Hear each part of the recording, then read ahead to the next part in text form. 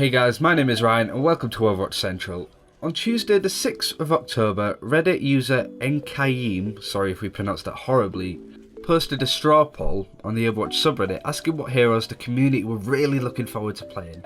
Now, before we start, it's definitely worth mentioning that this list is of course not going to give us a complete insight to the whole Overwatch community, and I'm sure trends will change once the beta is released and people can actually play these heroes. But let's crack on anyway. In this video we're going to discuss why these heroes are where they are, and specifically in this video we're going over the top 5 heroes on the list and why they are there. As per usual, I am joined by Mysca to help make sense of this list. At number 5 is Lucio. Now, is Lucio this high because of the hype surrounding a relatively newly released character, or is there more about him as a supporting class? I think the hype definitely helps him up the list quite a bit, honestly. Among the top 5, he's the only support, which means that people must like his abilities as well as him being recently introduced. The style of the character probably helps him come up to the top 5 part, since he's music oriented and stuff. He's based off a real life musician. The music in the game is actually Lucio's music, which is cool. His ultimate is very powerful, and his ability to crossfade or switch between two passive abilities can help in many situations. So yeah, I think it's the hype, the style, and the abilities. Coming in at number 4 is Widowmaker. Now, we touched on Widowmaker in one of our latest analyst videos. A very important hero to the team, especially with that ultimate. Yeah, definitely agree. In the gameplay preview that we had a look at, Widowmaker was played very aggressively, and I think that's the take that most people are gonna go with. People love playing snipers in most FPS games. It's an important role. You can pull off some cool kills, some very nice skill shots. Her ultimate is very powerful, and since it's a team ultimate, more of a viable pick in more situations, just like Lucio, since people are gonna like that you're actually helping the whole team and not just one hero. Taking up 3rd place is McRae, looking to be a very difficult hero to pick up and play. But I guess, Mysca, that adds to the appeal, right? Yeah, definitely agree with you on that point.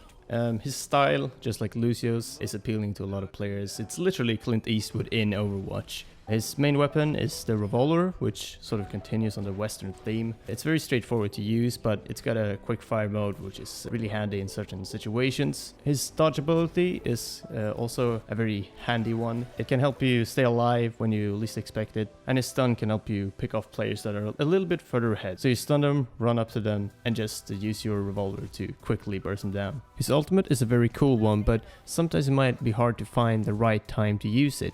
You don't want to use it just before you run around a corner, but either way, when you find the right moment, it can give you some very satisfying results. Definitely. McRae is one of those heroes that if one person can really play them well, he's going to really give you a hard time.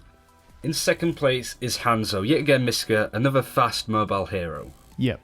Hanzo's ability to climb walls is very useful and can get him up to good vantage points to fire off arrows or an ultimate. It can also help him escape from enemies as well as chase after them. He's got some other really cool abilities like the scatter arrows that look like a lot of fun to use. The sonic arrow provides a little bit of extra utility, which can help a lot with a hero like this. He can use these two abilities together to scout out enemies behind cover, to then fire scatter arrows to bounce around corners or, to the other side of the cover to take the enemy out. So overall, he's got a lot of damage, mobility, and utility, which players are looking for in heroes that can perform well on their own and doesn't have to always rely on their team. And at number 1 is Tracer. No surprise that the poster girl is the top pick for people, right? Exactly, but I don't think it's just because it's the poster girl of Overwatch. Tracer's got fantastic mobility and also an escape, so it's not just to run and gun. You can actually get out of tricky situations or use it to participate in team fights, in the sense that you can blink in, throw down a pulse bomb, and then recall out. The pulse bomb deals a lot of damage, and just like the other ultimate abilities of the top 5 heroes, it's very powerful and easy to understand, so that definitely helps her up the list quite a bit. So just sort of blinking around the flanks, getting the occasional pickoffs, then whenever a team fight breaks out, you can dip in, throw down a pulse bomb, recall out, and rinse and repeat. And that will get you very far as a Tracer player. And I'm really looking forward to seeing people master Tracer and play her really well, because she can easily dominate games on her own if played correctly. For sure.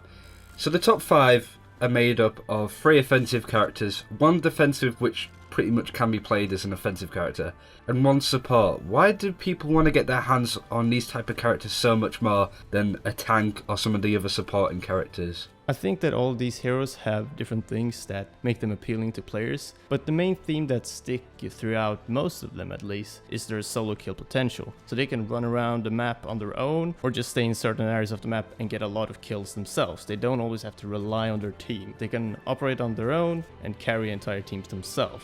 And this is something that players look for, because when they play solo and not with friends, they can still have a lot of fun and rack up a lot of kills, even without communication. Absolutely. Thank you very much for watching Overwatch Central. Be sure to subscribe to the channel for more Overwatch content. Be sure to check out our next video where we talk about the bottom 5 heroes and why they have found themselves bottom of the barrel. Until then, take care and we will see you next time.